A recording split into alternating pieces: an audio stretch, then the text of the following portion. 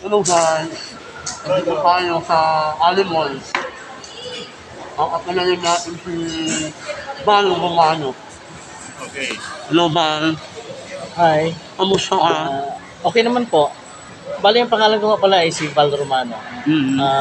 Member ng character actor, stuntman, TV commercial model, endorser. Yan po. Tapos bouncer din po. Pag ano. Ilang taon ka na bago ka nasimula sa pelikula? Nag-start po ako since 1989. Oo. Before kasi from the province kasi, bakery talaga ang talent ko. Oo. Pagdating dito sa Manila, nag-bakery ako.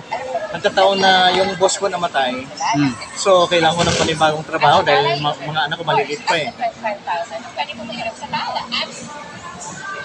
Ayun, Sorry. yung Tapos, pagiging stuntman mo, nag-start ako ng stuntman, napanood ko sa television, sa GMA, Lance Date pa noon, 1989, no? Oo. Ang TV host noon, noon time show, si Randy Santiago sa si Lito Pimentel. oo. Lance Date. So, mayroong contest kasi na parang American Ninja Warrior. So, nag-audition ako.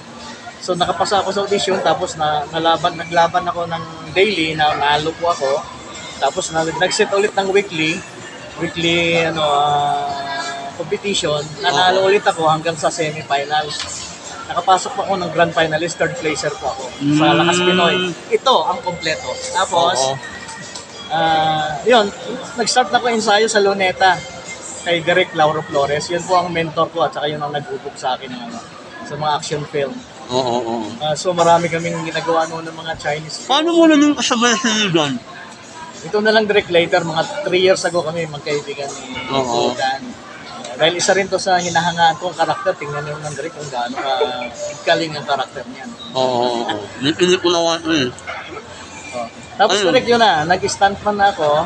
Karamihan ng mga film na nasamahan ko is Chinese film, Japanese film, Italian, Oo. mga international like Chuck Norris, Delta Force, Mission Action, tapos mga sila Cynthia Loster, si Moon Lee, mga Chinese, mga Chinese karatista, puro karate po kami. Oo. Tapos hanggang sa nahubog yung katawan ko, tuloy-tuloy yung pag-gym ko. So naging all around ako direct eh. Pag wala akong shooting, naging instructor ako sa gym. Oo. Tapos pag may on-call ako, shooting ako, tambay sa Magnatec. Ang trabaho namin, tambay ako sa Magnatec. Pag tumambay ka sa Magnatec, ando na lahat Noon yun. mga 90s. So ando ang trabaho direct kasi ando yung mga production eh. Like Viva Films, Octo Arts, Mahogany Films, Oo. at marami pang mga independent producer. So doon ang tambayan namin, doon kami nakakakita ng hanap buhay. Marami pong shooting dati, Lagare. Oo. Siyempre buhay pa yung action film noon, ng mga bida sila Rudy Fernandez, Philip Salvador, Robin Padilla, sila Roy Vinson, mga karakter actors, sila Dick Israel. Doon nakakasalimuhan namin, Paquito Diaz, Tony Ferrer. Doon nakikita-kita kami. Tuloy-tuloy po, up to now po. Ganun pa rin, stuntman pa rin ako, pero medyo may edad na tayo, kaya medyo naglaylo muna ako. Oo. Kasi matigas na mga buto natin, hindi na tayo pwede sa mga hulog, sa mga stunt. Nag-iingat na lang po tayo. Parang libangan na lang natin yung labas. Ano yung mo makakalimutan bilang stuntman? Sa Regal po, nag-double ako kay Aga Mulak sa Hinahanap-hanap Kita with Dichon, Tunji, Chito Ronyo pong director. Oo. Tapos nag-double din ako kay Anjo Uliana sa Pulis Patola. Tapos kay stand-in lang sa ibang labas. Pero kadalasan po talaga, guns ang labas ko. Oo. Mga police character at saka military. Tapos kahit saan kasi ako isabak direct kasi ang buhok ko maiksi lang clean cut. Bali sa actingan na lang binabawi. Saka marami pa akong nagawang commercial. Ako po yung 2015, ako po yung OFW Oo. na Saudi Boys. Ay, Olivia. Yes po. Bali dalawang klase yung commercial ko abroad at saka dito sa Pilipinas eh.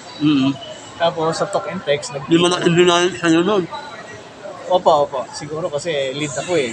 So, bali nationwide ang poster ko. Tapos mayroon sa TFC channel. Mayroon akong TV sa abroad. Oo. So, napapanood ng mga mga OFW. Hindi kayo nahabol ng BIR.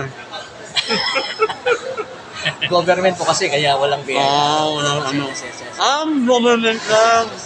Tapos yung sa nag-lead ako sa sa talk and text. Oo. Ako yung bida. Yun medyo okay yung budget doon kasi Nasa smart 100,000. yun eh. Nasa 100,000. Higit po, higit po. Kasi TV ads lang yung 100,000 eh. Pero yung Oo. print ko, mga almost kulang-kulang 3. 300,000? 300,000. Wow. Pero may agency po tayo, 30% po yung podcast. Oo. Ano agency mo natin? Marami pa akong commercial agency dati. Napakarami. Tapos actual kasi dati nag-BBTR sa Makati eh. Oo. Ngayon iba ng labanan ngayon eh. Sa ano na lang, sa Sa online. video. Oo, online Sa na. cellphone na lang. So hindi ako sanay sa ganun. Gusto ko actual talaga nasa studio. Oo. So after na po, lumalabas pa rin ako sa GMA, sa probinsyano, maganda exposure ko doon. Oo. Sa GMA, maganda rin exposure ko doon. Madalas kidnapper, Ang kaya po, wala pa. matanggi po. Lumabas na rin po ako. Anong role mo? Tauhan pinatay. Pero hindi ganong markado direct kasi marami ka rin. Oo. Tapos sa sa Night Rider, ano ba yun? Black Rider. Oo. Ako yung umampus doon kay Mayor Sorin Ligaspi. Ako yung leader ng Bones. 4 kami naka-Fortuner tapos inambus namin sa simbahan ng Quiapo sa Tapat. Oo. Tapos itong latest ko sa GMA, yung attorney Lilith Matias. Oo. Inidnap ko po yung unano, si attorney at saka si Laksa. Yun, tapos nagkabarilan kami bandang huli, patay din po ako. Yun naman ang trabaho natin. Laging patay. Laging kawawa. Ano yung hindi mo makakalimutan ng budget? Talent tip. Kinukuha mo. Ang pinakamababa po talaga noon, sa Regal. Oo. Kasi nag-start ako sa Regal ng 300 pesos, cheque yun. Oo. Matagal pa maningil. Pero tsagaan lang po, ang gusto ko lang yung may pondo ba para pag nag-collection ka ng every Friday ng cheque mo, mayroon ka, hindi ka lang masisiro. Tapos nag-500, nag-1.5, hanggang sa nag-3,000 po ako, yung double na ako kay Aga Mulak. Kaya nung tiningnan ako ni Mother Lily, kinausap ako ng in person, sabi niya, bakit mahal? Ang mahal mo. Sabi niya, 1.5 lang dapat, bakit 3,000? Sabi ko, ma'am, double kasi may hulog sa pangin. Oo. Tapos, sabi niya, bawasan mo, sa'yo ako kuha tao. Sabi sa akin. Oo. Pumayag pa naman. Kumuwasan ng tao, pumayag ako. Oo. Pinagbihan ko na si Mother. Kasi Chinese talaga ganun eh. Oo, report. Ayun.